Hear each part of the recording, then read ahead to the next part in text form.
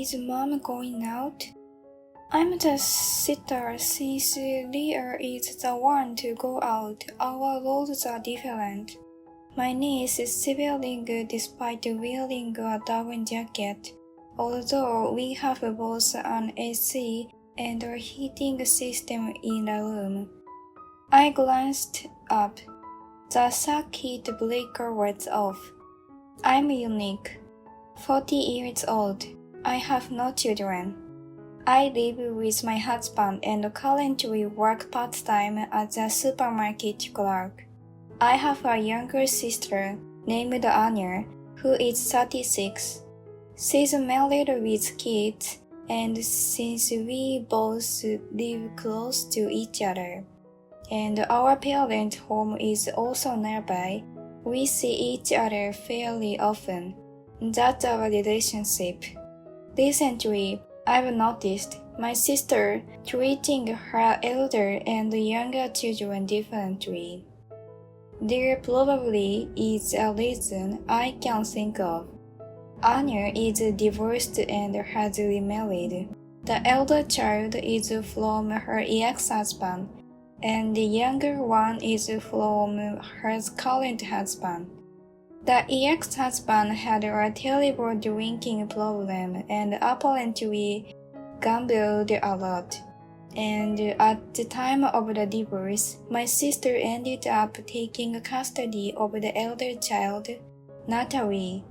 Back then, my sister said, "Oh, I never want to see my ex-husband's face again." Being his child might be a factor. The younger one is the child of her current husband named Leah. Natalie is 10, and Leah is 8. My sister, our mother, and I live close by, so we often have tea together. During these times, my sister would often show us what she'd bought while out shopping. It's okay to go shopping and show us what you bought, but there's a slight issue. She always bought something for the younger one with a grin. It makes sense if she bought for both or something both could use, but she always bought only for the younger one, be it clothes, stationery, or snacks. And then, sensing the puzzled atmosphere that my mom and I shared at her only for the younger one remark, my sister would defend herself by saying, "You just can't help but find the younger ones adorable." I was not convinced and advised, "I get where you are coming from, but I think you should strive for equality where you can, don't you think?" But then my sister retorted, "But the elder one is starting to look more and more like my ex-husband, you know." And it became clear that she didn't hold much affection for her elder child. Not just that, it might even be bordering on disgust. I started to worry a bit. Hey, the younger child is weaker than the older one, so the mother is just wearing this purse. I've heard that you sometimes like it when you are older, but that's clearly not what you are doing, is it? I guess it's a personal feeling. Isn't that the part where reason somehow equalizes? I chastised her once again, but she responded with, "What if it was a case of loving both men? That'd be an indecent problem, wouldn't it? Or even is this kids from birth love only one nonsense? And you don't have kids, so you wouldn't understand. Could you not act like you do? Giving parenting advice when you've never been a parent." She scoffed. Since I don't have kids, I couldn't retort. But to justify favoritism and then act superior when tested, I frowned slightly. Well, regardless of what kind of sister she was, having no kids of my own, I couldn't help but adore my two nieces. Kids are truly innocent and adorable. I've watched them both since they were babies, and they grew up so quickly when I don't see them. That became something I urgently looked forward to the point where I would count the days on a flip calendar for our occasional meetups. The two of them coincidentally share the same birthday in May, so I thought of giving them watching gifts. What are they into these days? I asked my sister, and she replied, "Sumiko Gurashi, leave it to me." I enthusiastically prepared two matching stationery sets for the sisters. I had two gifts carefully wrapped.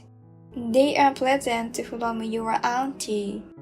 I handed them over, and they both seemed pleased.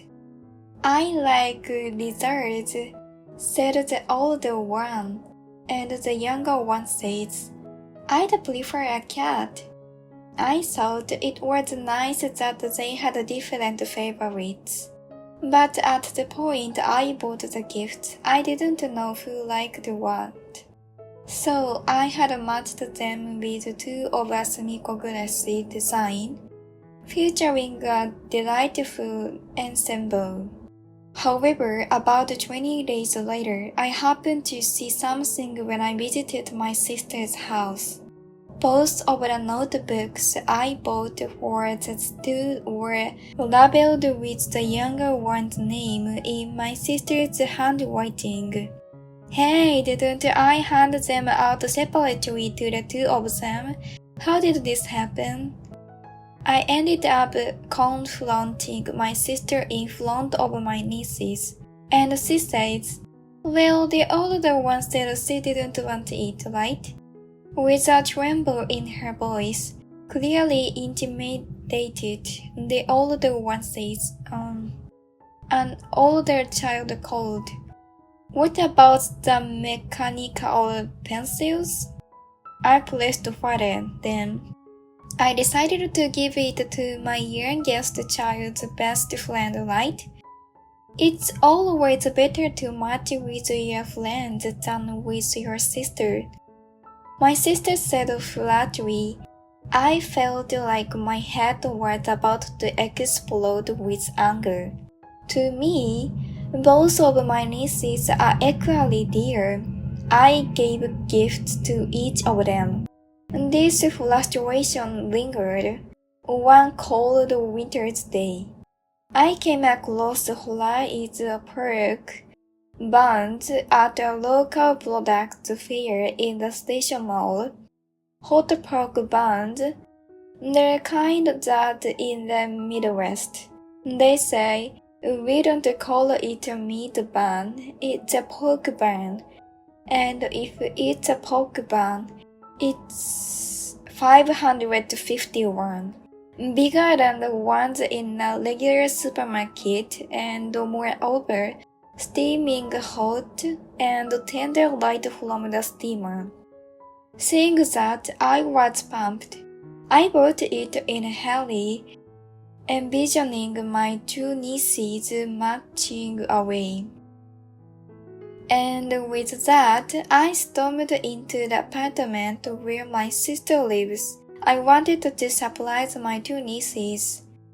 Ding dong, I rang the doorbell of my sister's house, but there was no response from the intercom but timing. They must be out. I felt a little disappointed. It was my fault for dropping in. unannounced, but even with half-hearted resignation, I wanted them to eat the pork buns, so I rang the doorbell one more time. Then, yes, a voice came from the intercom. It was Natalie, the older one. She was home. "Hello, it's Auntie. I bought the pork buns. Let's eat them together." I called out through the intercom and the door opened, but the sight that met me. I was at a loss for words. From the entrance to the back, the doors of the apartment were open. Neither my sister nor the younger one were there. "Is Mom out?" She's already 10 years old, so I think she could stay home alone. But something was off about the situation, so I asked. The reason being, even though there was an air conditioner and a heated table in the room, the older one was wearing a Darwin coat. "Yes." "Why don't you turn on the heater? Isn't it cold?" She told me not to save on the electricity bill. In an already drafty old apartment, wearing a Darwin coat might help, but isn't that just too harsh? Indeed, my niece's hand was trembling with cold. Her fingertips were already purple. I looked up by chance. The circuit breaker was turned off. "Hey, why has it come to this?" I managed to keep my head from going blank and asked the eldest child then. "I'm supposed to be the house sitter. Leah is the one who goes out. We have different roles." The child replied shakily, "What roles? Is there such an unreasonable role? If this is something my sister set up, it's absolutely inhuman." I angrily flipped the breaker switch with my trembling hand. That damned sister of mine, to put my precious niece through such a thing. I stomped off to the back room, turning on the air conditioner. Of course, I set up the electronic heater as well. "Warm yourself up, then let's eat the pork buns broth." The eldest child's eyes widened. "But we're not supposed to use the AC." "It's okay, Auntie's the one in charge of turning on the electricity." I said this as I also turned on the electric kettle. "Just wait, Auntie will make you some hot cocoa." Now what to do about that sister of mine? As the kettle began to heat the water, making a soft rumbling noise, I started to devise a plan. "It's warm," the eldest child murmured. I looked up with a jolt. Having taken a bite of the fluffy pork bun and settling into the warmth of the electric heater, the child exhaled a long sigh. "Have some cocoa too." When I offered, the child took a sip from the mug. "Auntie," tears started to drop onto the pork bun. "Mom told me because I'm my previous dad's child, I'm like Cinderella." Whether it's a different dad or a different mom, the point is, I'm like Cinderella because I don't have both of them together. So, I'm the house sitter and cleaner. What? But since there are no fairies or princes in this world, I'm just going to live this way forever. That's not funny. I was sitting across from the child at the electronic heater, but I moved over to her side and hugged her. "You see, Cinderella has a real story. Listen, the real Cinderella is not a weak girl who merely endures her fate. When the fairy godmother arrives, she specifically requests the dress and the shoes she wants, and she attends the ball 3 times. She doesn't just wait for the prince. She tries to be strong and survive on her own. I've just cast a warm cocoa and a Pokemon magic spell for you. We'll fight this together, Cinderella. I took quotation rod that had been used as a clothesline in the room. The child was watching me for a while, but then she nodded as if she'd made up her mind. 2 hours later, my sister came home. According to the eldest child, when their dad isn't around, my sister would leave with the youngest child to play all day, and not come back until late, essentially leaving her alone, despite her being old enough to look after herself. My sister unlocked the door. "Let's go." The child and I exchanged glances. The door opened. "Church." Without wasting a second, I pushed my sister with the tension rod. I used to be in the candle club. My thrust technique was good. During that time, the eldest child pulled the younger one inside. I closed the door again while my sister was staggered from the unexpected push from the tension rod. Then I fastened the chain. "Hey!" My sister started banging on the door that was closed again, and then she unlocked it again. Because the chain was fastened, she couldn't get inside. "Sis, what's the big idea? Take off this chain now." Facing my sister's shouting, I couldn't afford to lose, so I raised my voice too. "What do you think you are doing? Telling Natalie not to use electricity in this freezing cold? Babysitting indeed. Why don't you set an example? Try standing guard in the cold light outside the room." I turned to my younger niece. "Sorry, honey, there's something we need to discuss. But for now, I've brought some pork buns as a gift. Go on, have some." I reheated the pork buns that had gone cold after a considerable amount of time and gave them to her. My younger niece has been favored and spoiled all her life, so a situation where I have to explain to her that this is wrong is bound to occur. I was contemplating this until my sister returned. However, during that short time, I couldn't think of a single way to explain it to her. First and foremost, I had to rescue my elder niece from this shocking environment.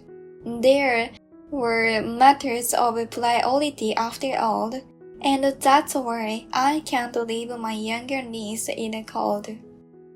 I hit her all right, but I couldn't find the right words. Yet my younger niece took an unexpected course of action.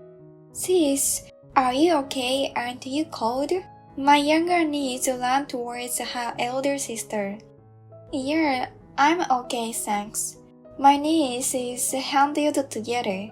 Then behind the heated table where they snuggled up, I spotted the notebooks I gave them. One was turned upside down.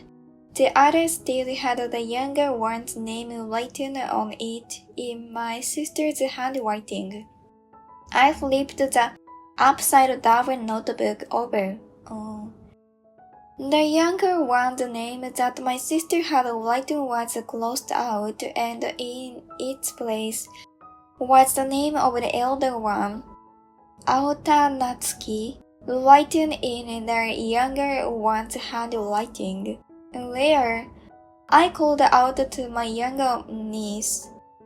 Where are the other stationery items your aunt gave you? I heard you gave them to a friend. While clinging to her elder sister, the younger one replied, My best friend is my sister, so I gave it to her. She replied, Oh, then. The elder one replied instead, Yes, Mom usually takes it, but later gives it back to me later. Because my sister is my best friend. Mom says I should give it to my best friend. So I'm just listening to what she says. My younger niece smiled brightly. The elder one tightly hugged her, smiling. Thank you. I'm not cold because there is with me, and Auntie warmed up the room for us. The pork buns were delicious. There, have some too. She then handed over the plate with the reheated pork buns on. I was on the verge of tears. The younger one, who was spoiled but deeply cared for her elder sister, and the elder one, who did not bend out on the younger one, were truly precious. And it was preciously because they were like this that I absolutely had to protect them from my sister's clutches now. The sound of incessant knocking on the door. I dialed a number on my phone while trying to block out the noise. What is going on here? I heard a voice outside. I opened the door slightly, keeping the chain on. The person I called had returned. It was my sister's husband. Back so soon? I received a call from my sister-in-law, and so I came back. She said you were outside. I showed the 2 notebooks to my brother-in-law over the chain. Even the notebooks that I bought for the girls were tempered with like this. My sister gasped at the unexpected evidence. It's your handwriting. Don't you think there might be more if you look inside evidence? My brother-in-law calls out, Excuse me, could you unlock the chain? I remove the chain for him. He rushes in. Natalie, are you okay? He embraces his eldest child, tears welling in his eyes. Yeah, I was doing my job as the house sitter. The elder child hugs him back while holding the child. The house sitter. He chokes on his words. Then, with his voice still shaking and while still holding the elder child, he turned to his sister. I remember making you promise when we got married that you would love and raise both of them equally. Why has it come to this? Thinking of the burden on Natalie's heart as she welcomes a new dad. I told you to genuinely care and pour love equally, didn't I? But his sister tries to say something. It's not about. He interrupts her and shouts, You might have your reasons, but I don't think there's a single element that would make me think I guess it can't be helped, even if I listened. Moreover, from what I heard from my sister-in-law, what you did was terrible. I'm giving you a job too. It's the job of staying away from here. I'd take on the job of raising the 2 of them. I relock the chain in front of my dumbfounded sister. Don't come in here. She stands there shaking. In this way, our long siege ended. I told them about the favoritism I had noticed since I was having tea at my parents' house, and the commotion that happened today. When I opened the home's closet, there were shoes, clothes, but all of them were only for the younger child. All the elder one had was a pair of worn-out sneakers. I thought she was wearing these because she liked them. I didn't realize. His voice shakes even more. The matching stationery I had given them for Christmas had been first labeled with the younger child's name in my sister's handwriting, then returned to the elder child's name by the younger child. Seeing the elder child's name in the younger child's clumsy handwriting further twisted our hearts. Do you feel lonely with just Daddy? He quietly asked that too. As long as sis can stop being the house sitter, it's fine, the younger child responded. I want to go out with everyone. I want to buy something small with sis. The younger child mutters on the verge of tears. Thank you, Leah. I want to be with you all the time too. The elder child embraces the younger one. The brother-in-law starts crying over them. In this way, his sister was driven out by the brother-in-law. I must never let my sister near these children again. I told my parents everything. Upon learning the truth, my mother was shocked. She sent my sister, who had come home in shock, to move out of state. However, my brother-in-law was indeed busy, so I started taking care of my nieces occasionally. And several years later, the elder child who became a junior high student and the younger one in the 5th grade of elementary school visited. What's up? Why are you standing there? I tilted my head at the two who refused to step away from the entrance. Then, today is Mother's Day. Thank you for always being a mom to us. The two must have pooled their allowances. They gave me a carnation decoration filled with glass shoes. Wow, thank you. Two cute kids, just like when they were small. From that time, gave me such a surprise. I'm happy. I've always wanted these flowers with glass shoes. I've been saving up money because they come out in that shop every year. I won't forget the Cinderella story you told us that day. The elder one says harshly, looking at my husband who's squinting. We'll bring something for Uncle on Father's Day as a second dad. The two gave me a bright smile. They've grown into truly thoughtful kids. Don't forget about your real dad. I reminded them. The two seemed to have just come to deliver that and left together. They have stayed good kids and grown into such fine people. I want them to be happy, to carve out a future with their own hands, just like the real Cinderella.